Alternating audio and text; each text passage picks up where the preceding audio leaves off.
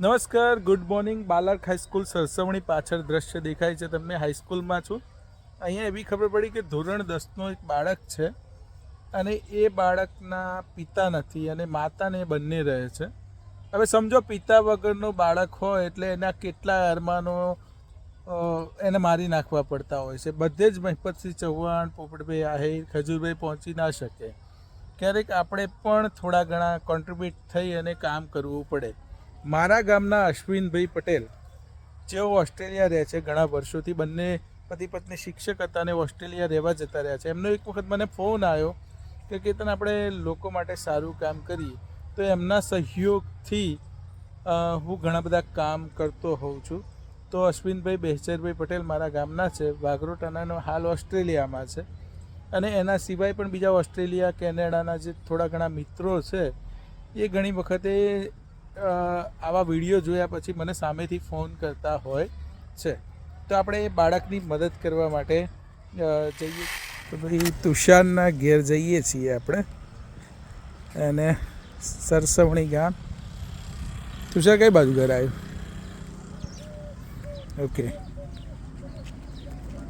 તું કેવડો હતો ને તારા પપ્પા મરી ગયા તને? 9માં હતો. એક જ વર્ષથી પર નહીં થઈ એમ ને? આવું ખવો છો? ઘેર કોઈ લાગતું નહીં? એવું?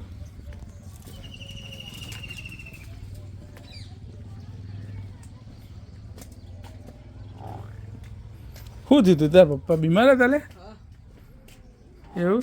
શું થયું હતું એમને? કે તાવ આવતો હતો કે બીજું કોઈ? ખબર નહીં, વીતતું હતું એમ ને? બરાબર. અહીં તાર દાદા, પછી દાદી બે જ રે? પેલા સાપરે રે.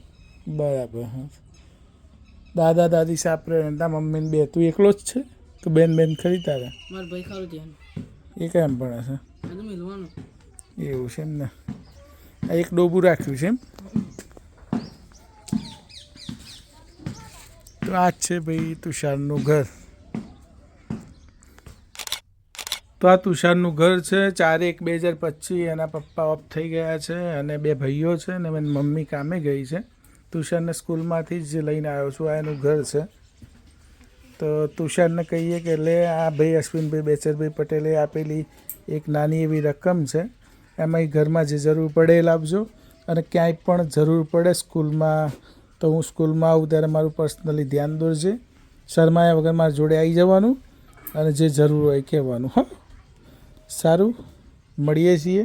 અને કોઈ પણ જાતની શરમ રાખ્યા વગર મને તારા જાણ કરી દેવાની.